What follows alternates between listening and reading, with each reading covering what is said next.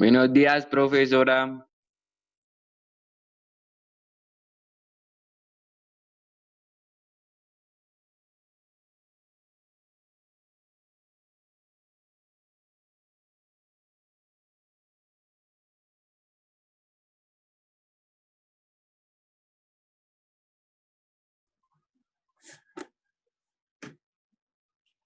Buenos días, chicos, ¿cómo van? Buenos días, profe. Buenos días, profe. Buenos días, profe. ¿Qué tal va todo, chicos?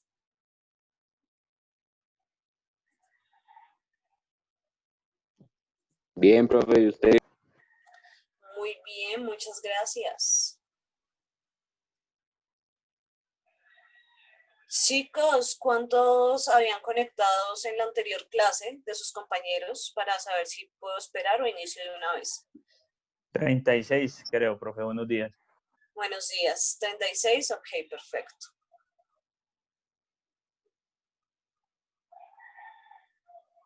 Entonces esperemos 2 minuticos a que sus compañeros acaben de llegar y ya iniciamos, ¿ok? Bueno, profe.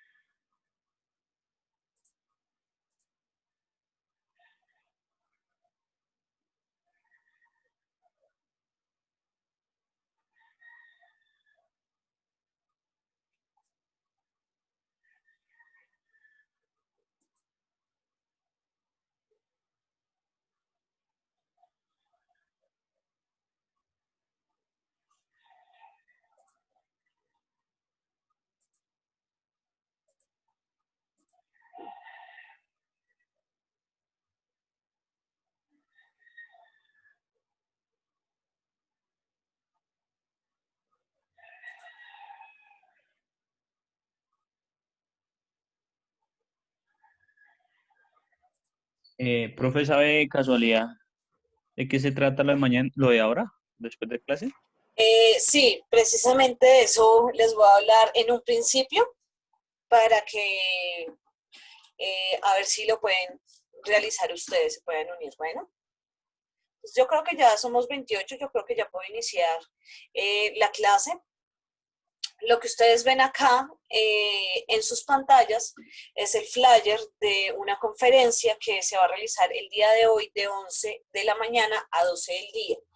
La conferencia es de carácter obligatorio, chicos, porque va a tener nota para las materias de español y para la materia de humanismo. Eh, el evento de que va a tratar es de poesía cotidiana, pero ¿qué tiene esto? Va a haber un poeta y un rapero. Entonces van a hablar sobre la poesía dentro del rap, ¿no? Pues para aquellos chicos que les guste también el rap y pues a los que les guste la poesía. Entonces, pues es una conferencia eh, bastante chévere, es de una profesora que también trabajó con nosotros en el instituto. Entonces, pues para los que deseen unirse, acá está el flyer. Les voy a compartir por chat dos cosas. Una es donde ustedes se tienen que inscribir, ¿no? Los que ya lo hicieron ayer porque vieron el, la información en la página de la fundación, entonces pues no hay lío. Pero para los que no, pues ahí les voy a dejar en el chat acá del grupo las dos invitaciones. Bueno. Profe, por ahí ya eso nos lo habían enviado por el correo. Sí, Diego me dijo ayer que les habían enviado a algunos la invitación y pues dónde conectarse, pero creo que al parecer hay muchas personas que pues no les ha llegado, entonces pues yo la vuelvo y la comparto para que la tengan ahí como guardadita. Entonces me permiten un segundito, ya les comparto. El primer enlace que les voy a compartir, chicos, es donde se pueden inscribir, ¿no? Igual allá les van a tomar asistencia. Y el segundo es donde pueden ver pues la conferencia. Bueno, ya dentro de 8 días me comentan a ver qué tal les pareció esto de mezclar la poesía con el rap. Teniendo en cuenta esto, pues ya vamos a iniciar la clase. Les voy a compartir la pantalla pues de la guía que teníamos para esta semana. Y iniciaremos. Entonces, ahí lo están viendo ustedes, es la guía que se va a compartir, que se compartió esta semana para que ustedes puedan desarrollarla. ¿Qué tiene mi guía? Tiene una lectura, que es un breve recuento del surgimiento del Estado moderno, ¿no? O sea, ahí les van a contar cómo apareció. También tiene un cuadro. ¿A qué obedece este cuadro? Pues a las definiciones de Estado, que tienen 3 pensadores fundamentales, como lo son Thomas Hobbes, John Locke y Jean-Jacques Rousseau. ¿No? Es su estado de la naturaleza del Estado, el pacto y demás. Hay 3 preguntas súper fáciles para responder, que es realizar un mapa conceptual de acuerdo a la lectura anterior. El segundo es explicar cómo fue cambiando el concepto de Estado a lo largo de la historia, que pues acá está súper fácil, súper claro. Y realizar un cuadro comparativo teniendo en cuenta diferencias y semejanzas entre las definiciones de los estados del señor Hobbes, del señor Locke y del señor Jean-Jacques Rousseau. Y me van a decir a cuál de esas 3 definiciones de estado pertenece el Estado colombiano. ¿No? Igualmente, acá les dejé otro link con la definición o los conceptos o tipos de Estado. Vuelvo y repito, esto no es obligatorio. Esto no es obligatorio, pero pues es para complementar su educación. Acá también hago aclaraciones, chicos, con respecto a las notas. Se va a calificar de 1 a 5, ¿no? Siendo 1 lo más bajo y 5 lo más alto. Pero tengan en cuenta esto. Ustedes no van a obtener un 5 realmente porque envíen algo por enviarlo. ¿A qué me refiero con esto? Que ustedes tengan esas 3 preguntas y me respondan un renglón y ya. Y ya piensan que con eso van a tener un 5. Ergo, tampoco van a conseguir un 5 ni un 4 si las respuestas a las preguntas que yo estoy haciendo son copiadas exactamente de internet. Que lo único que ustedes están haciendo es coger Wikipedia o, bueno, cualquiera de estas páginas, copiar y pegar. Entonces tampoco van a tener un 5. Entonces, pilas con eso, ¿no? Y eso es en todas las materias, no solamente en la mía. Pilas con eso de copiar y pegar de internet. Porque entonces copian, pegan, pero ni siquiera leen lo que están copiando. Entonces, ojo con eso, chicos. Bueno, ¿alguna duda de la guía? ¿O alguna duda de la lectura, que alguien ya la haya leído y tenga alguna duda de que algo, profe, no entiendo o algo así?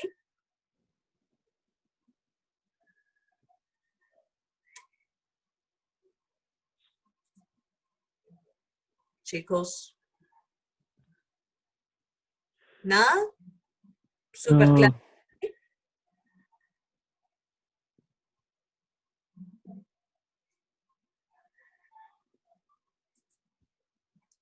Ok.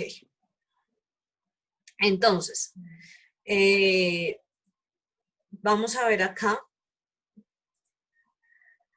un par de cositas, que es precisamente ese recuento del Estado moderno. Ya vimos la clase pasada qué es el Estado, qué es la nación, qué es el gobierno y demás cosas, ¿no? Pero también hay que tener claridad acerca de cómo surge el Estado.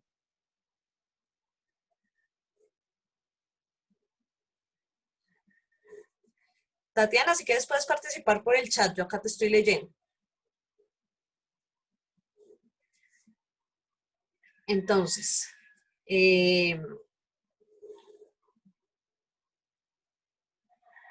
dice así, vamos a ver cómo surge todo el Estado, ¿no? Porque el Estado, digamos, no es desde el nacimiento de la humanidad que se haya visto, ni desde hace 1000 años, de hecho, es algo más o menos reciente. Yo sé que con la profesora Tatiana, con la profe de sociales, pues están viendo todo lo que fue la Edad Media y ahorita, actualmente me imagino que acabaron de ver también lo que fue, o vieron el año pasado, lo que fue el Renacimiento y demás, ¿cierto? Entonces hablamos que en la Edad Media, pues, estaba compuesta en una economía primero feudalista, ¿no? Por los señores feudales. Y que los dos principales poderes dentro de la Edad Media, pues fueron la nobleza y el clero, ¿no? O sea, el clero sobre la nobleza. Y que los siervos y los campesinos pues buscaban a los señores feudales para la protección, porque todavía seguía habiendo pues invasiones a los territorios. Bueno, ustedes saben, la Edad Media duró 1000 años, ya en lo que se llama la Baja Edad Media, ¿no? Finalizando ya, saliendo de ese estadio de la Edad Media, pues surgieron varias cosas. Uno, pues el diezmo de la población, causado también por una grandiosa pandemia, que fue la peste negra, que se llevó a más de 12 millones de personas en aquella época. Eso, a también el auge del comercio, encabezado por una clase social que se llama la burguesía, que todavía pues en estas épocas de nuestras vidas existe. Entonces, ¿qué pasó? Terminando la Edad Media, pues la burguesía empezó a obtener muchísimo más poder, muchísimo más reconocimiento, y la burguesía se alió pues con los monarcas, príncipes y demás, y obtuvieron pues el poder, ¿no? O sea, se lo quitaron realmente de las manos pues a la nobleza y al clero, ¿no? Y ahí empieza todo lo que se llama la Edad Moderna y el Renacimiento. Ya, por ejemplo, con la terminación de la Edad Media y con el surgimiento del Renacimiento y de la Edad Moderna, pues empiezan a haber unos cambios en el poder, y esos cambios en el poder se dan gracias, por ejemplo, a las monarquías autoritarias, ¿no? Y a la conquista de territorios. Entonces tenemos acá que en una primera etapa, del siglo V al siglo XV, predominó el control del poder a la cabeza de un gobernante, rey, monarca, príncipe, emperador, etc. Época en la cual se consideraba que los gobernantes tenían origen divino y se aceptaba que ellos tenían todos los derechos frente a la población, mientras que esta última no estaba capacitada para hacer ningún derecho frente a la autoridad, ¿no? O sea, estamos hablando que en estos siglos nosotros como pueblo no teníamos ni voz, ni voto, ni nada. O sea, estábamos solo esperando que los reyes, los gobernantes, pues hicieran lo que quisieran sobre su pueblo. Pero a principios del siglo XVI, ¿no? Y en toda época de renacimiento, que ustedes saben que se cambia de paradigma, se cambia de pensamientos, se deja un poco la razón, la religión y empieza a hablarse un poco más de la razón, pues existió un señor que se llamó Maquiavelo. Maquiavelo escribió una obra que se llama El Príncipe, ¿no? No El Principito, que es de un escritor francés, ¿no? Y que yo imagino que ya muchos a estas alturas del partido habrán leído, ¿no? Esta señora escribe El Príncipe y es el primer pensador que introduce el concepto de Estado, ¿no? Y lo introduce gracias al término italiano statu, del latín status, que significa una posición, para designar el nuevo estatus político surgido en la época del Renacimiento, precisamente, en Europa. Y lo que les decía, en el cual la razón empezó a tener mayor relevancia que la religión, llevando al debilitamiento del poder de la Iglesia y al fortalecimiento de los nacientes estados.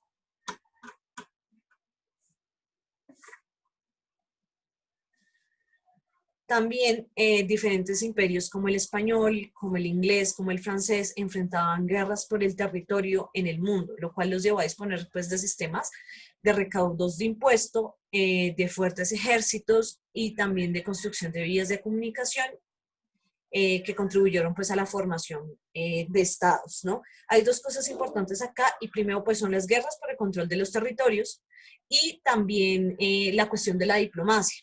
Entonces, ¿cuál es la cuestión de la diplomacia? Pues empezar entre imperios, entre monarquías, pues hacer cambios, ¿no? Matrimonios. Tu hija se casa con mi hijo para fortalecer los imperios. Entonces la diplomacia también llevó a que el Estado empezara a formarse. Acá en el siglo XVIII en el mundo empieza, o sea, tenemos en un primer lado, en un primer momento, ¿cierto? Que el pueblo no tenía ni voz ni voto, ¿no? Y que los gobernantes tenían un origen divino, es decir, imperaba la religión como tal sobre esos gobernantes, algo así como también sucedía, por ejemplo, con el imperio egipcio, con los faraones, ¿no? El faraón, ustedes saben, estaba allí porque era designado por los dioses, ¿no? Era Dios en la tierra. Ahí también ustedes ven en esta primera etapa del surgimiento del Estado moderno que los reyes pues también estaban porque un dios los había mandado o porque eran dios también acá en la tierra.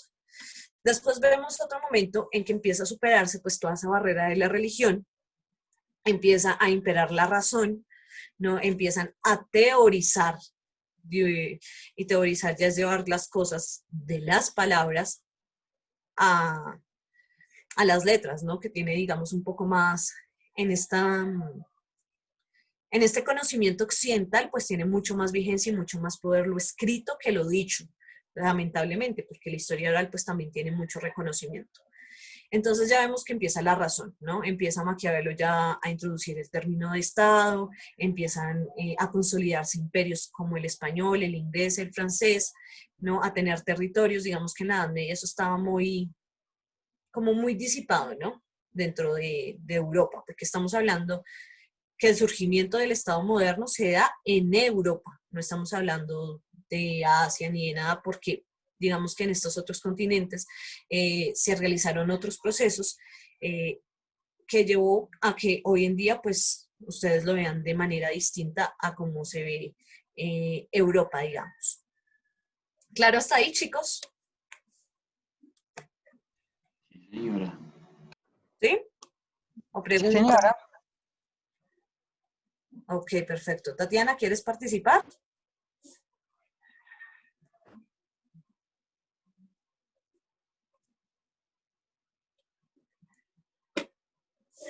Ok, perfecto. Miguel, dime.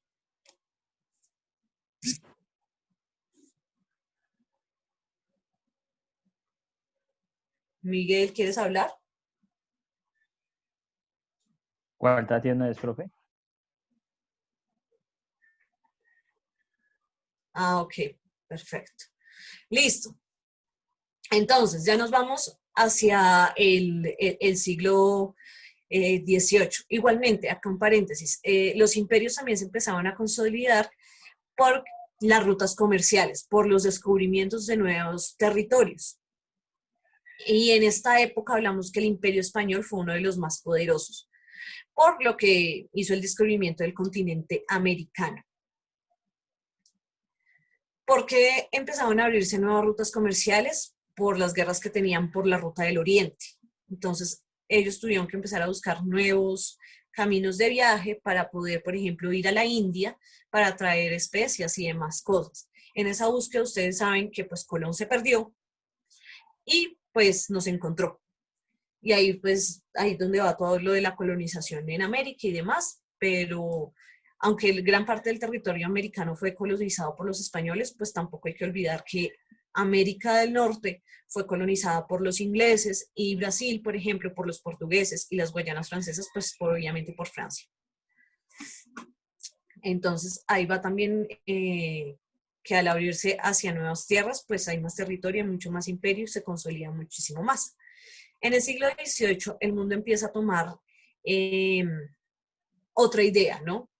Empieza a cuestionar otra vez los poderes y se empieza a decir que pues el poder realmente no tenía que pertenecer única y exclusivamente al gobernante, sino que el poder debía ejercerlo toda la población, ¿no? Y esta es una idea fundamental, chicos, porque es la idea donde es la base de la democracia y de la democracia actual nuestra, donde el poder no solamente recae en un presidente, en un vicepresidente, unos ministros, sino que el poder realmente está a partir de toda la población, obviamente en diferentes mecanismos, que más adelante pues espero entrar detalladamente pues a contarles. Esta idea de democracia, ¿no? Que ustedes pueden ver acá, que viene del griego demos, que es pueblo, y kratos, que es poder, que es el poder del pueblo, pues adivinen cuándo fue. Estamos hablando de un siglo XVIII, ¿cierto? Estamos hablando que esa idea empieza a tener vigencia en el siglo XVIII. Pero esa idea realmente es planteada por el señor Aristóteles en los años 384 al 322 antes de Cristo. Imagínense, en su obra La Política. Imagínense todo el tiempo que tuvo que pasar, todo lo que tuvo que suceder en Europa y demás, para que hasta en el siglo XVIII le dieran vigencia e importancia a la idea del señor Aristóteles. O sea, imagínense los griegos cómo estaban de avanzados en esta época, ¿no? Ya todo lo que ellos llevaban de recorrido, de teorizar, de pensarse cómo el pueblo debía manejar el poder, cómo se debía manejar a los gobernantes y demás, pues los griegos tenían un camino ya trazado grandioso. Pero con la llegada de la Edad Media, que realmente eso fue, digamos, un poco de atraso, digamos, gracias a la religión, porque es que mucho tuvo que ver la religión en esto, pues hasta el siglo XVIII empezamos a entender de nuevo que la democracia es el poder del pueblo, ¿no? Pero también hay otras cosas, ¿no? O sea, también hay otros pensadores de la época que pues se dieron a la tarea de pensar en cómo se va a limitar el poder del gobernante, ¿no? O sea, cómo podemos limitar el poder de una sola persona o de un grupo de personas para que éstas no tomen todas las decisiones sin consultar o sin tener la opinión del pueblo, que es al que se deben realmente. Entonces encontramos acá que esta noción de limitar el poder está dentro de un documento que se llama el Contrato Social del señor Jean-Jacques Rousseau, que se da en 1712 a 1778, ¿no? En el cual planteaba la necesidad de establecer un acuerdo entre gobernantes y gobernados. Dichas ideas también las retoma el señor Montesquieu en su obra El espíritu de las leyes, donde plantea la separación de poderes del Estado. ¿Se acuerdan que yo hace 15 días creo que les hablaba pues de la separación de esos poderes, de un poder judicial, de un poder ejecutivo, de un poder legislativo, para que el poder no se concentrara solamente en el presidente? Pues acá, este señor Montesquieu, en el siglo XVIII es el que plantea precisamente ese ejercicio de separar los poderes. ¿A qué voy con todo eso? Es que el Estado, lo que nosotros creemos y que a veces nosotros, obviamente por ignorancia, pasamos, porque eso no es con nosotros, o es que la política no es para mí, creyendo que la política solo lo hacen los políticos, pues tiene toda una historia, ¿no? O sea, vienen muchísimas cosas detrás de lo que hoy llamamos Estado, Gobierno y Nación, que eso no nace de hace 10 años, ni 20 años, ni tampoco lo creó Colombia. Entonces es importante saber eso para saber que nosotros también estamos inmiscuidos dentro de todos estos procesos. Entonces tenemos esa parte, ¿no? Ya a finales del siglo XVIII se hacen una serie de revoluciones en Estados Unidos en 1776 y en 1789 en Francia, ¿no? Que es todo lo de la Revolución Francesa, que yo me imagino que, o recuerdan que eso lo trataron en noveno, creo, con la profesora Tatiana, en sociales, lo que llevaron a la instauración de controles a la labor de los gobernantes. Estos avances del siglo se han consolidado en el siglo XIX y en el siglo XX, en el cual los estados desempeñan un papel protagónico para el desarrollo de los territorios y el bienestar de su población, por lo cual el Estado participa activamente en la planificación y dirección de la economía. Entonces ya vamos hablando de que pues ya empiezan la separación de poderes, pero el Estado tiene muchísimas funciones y una función central en todo el bienestar de su población y en cómo se reparten todo lo de la economía, todo lo social, en todo esto. Ya les decía yo de que eso de que uno quiera todo regalado por el Estado no es tan cierto, sino que el Estado debe mirar cómo cubrir a la población, a cierta población que tiene unas necesidades básicas y que eso no se hace de gratis, ni esa plata sale de los políticos, ni mucho menos, sino que esa plata sale de todos los bolsillos de los contribuyentes. Para eso son los impuestos, para subvencionar al Estado y a su vez a la población. Y ya tenemos acá en una última ítem, y es que en los años recientes, a finales del siglo XX y durante el recorrido del siglo XXI, y bajo la influencia de fenómenos como la globalización y el renacer de las culturas locales, se está asistiendo a una reconfiguración del quehacer de los estados, transformando su papel como promotores de la transformación económica sociales hacia un rol de regulador y facilitador del desarrollo, así como garantes de ejercicio y goce efectivo de derechos por parte de sus habitantes. ¿Claro hasta ahí?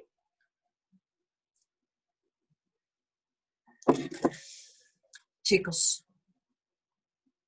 igualmente, acá esto se toma de un documento del Estado colombiano, ¿no? Del Departamento de Planeación. Y igualmente ustedes acá en estos cuadritos azules, pues si quieren descargar el documento, claro está, ustedes encuentran los diferentes libros de donde se toma todo lo que yo les estoy hablando, ¿no? Y sobre varios conceptos y demás. Claro, hasta ahí lo de cómo surge el Estado. Obviamente, el Estado es algo que, pues está, ¿no? Que digamos, es como inamovible, ¿cierto? Tiene unas estructuras que son como inamovibles, pero igual a la par también tiene que empezar a replantearse y a transformarse según las necesidades de cada época. Como decía en el último ítem, estamos en una época que es una época de globalización, donde la economía tiene un papel fundamental, donde se habla de tratados de libre comercio, de muchas cosas jurídicas, de muchas cosas legales, y el Estado también tiene que empezar a ver cómo se transforma para poder aceptar todas las dinámicas que se dan a nivel mundial. Digamos que les digo yo, hace unos 50 años, pues esto no era tan primordial hacia los estados, pero desde que empiezan todos estos procesos de aperturas económicas, ¿no? El Estado tiene que empezar a replantearse cómo va a jugar su rol, tanto exteriormente como interiormente, para tener un buen beneficio, pues, dentro de la población, en este caso nosotros los colombianos.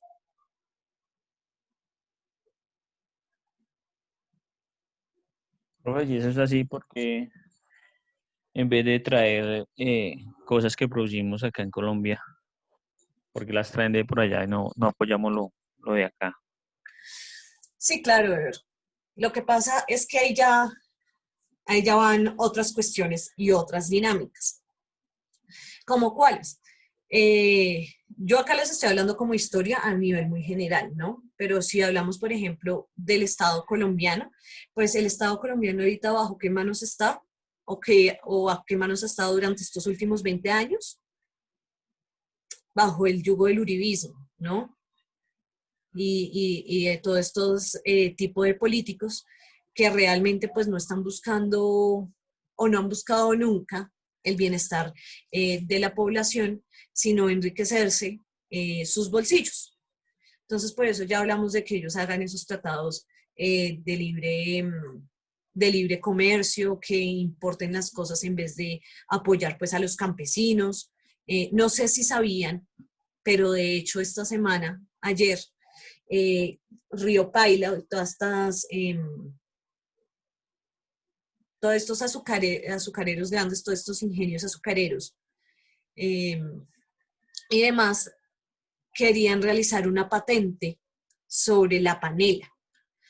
¿Qué quiere decir que realicen una patente sobre la panela? Ellos querían tener los derechos de la panela y las consecuencias es que ningún campesino, si eso se realizaba, creo que ya se cayó, si mal no estoy, entonces ningún campesino podría hacer panela sin pedirle autorización Autorización.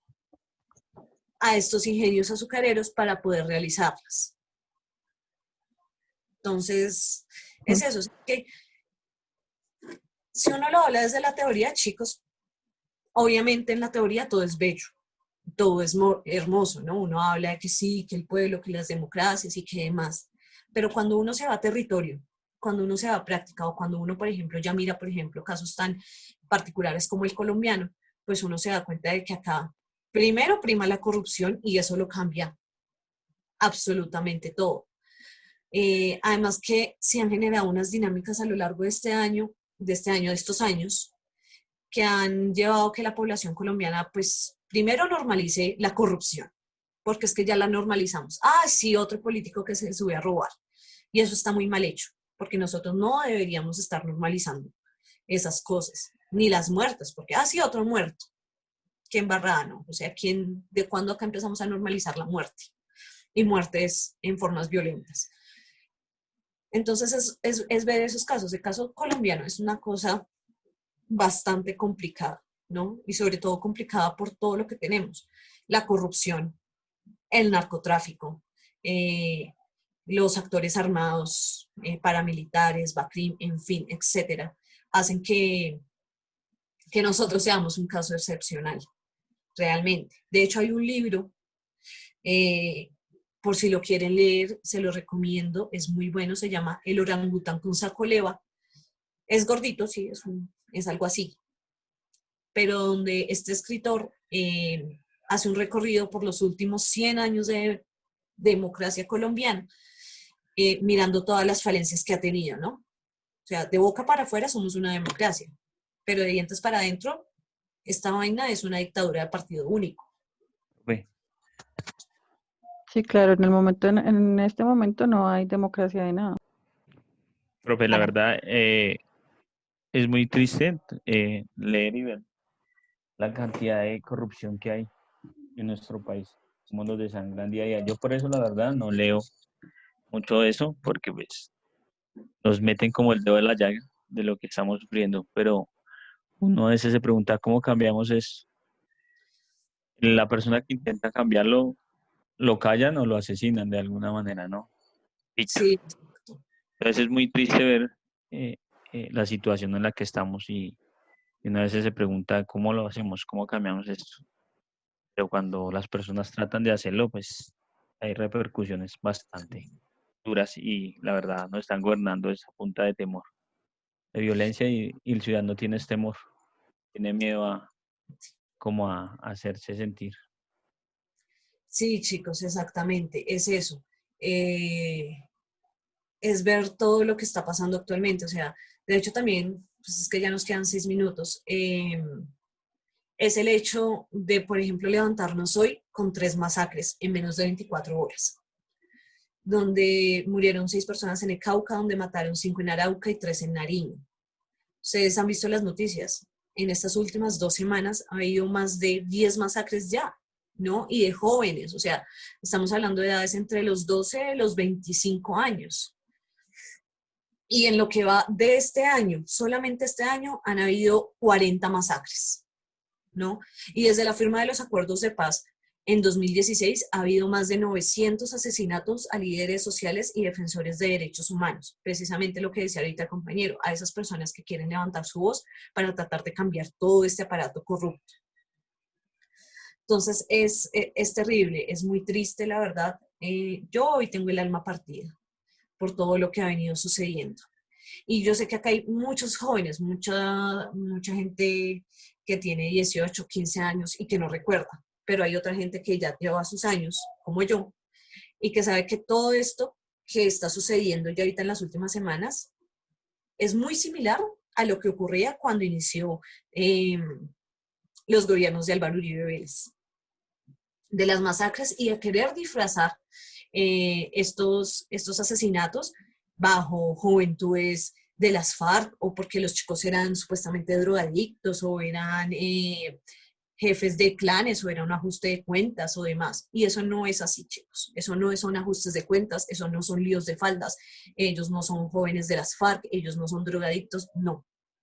Son masacres que están haciendo los paramilitares en estos casos, ¿no? Y todo eso también debe a una retaliación por lo que pasó con Uribe y la medida de aseguramiento que se da a él. Porque si se dan cuenta, las fechas empiezan a coincidir, ¿no? O sea, la violencia nunca ha cesado.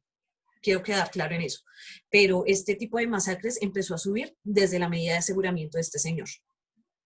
Entonces, claro, a veces uno no quiere leer, a veces uno no quiere saber, porque pues entre menos sepa uno como que un poco más tranquilo y más feliz está.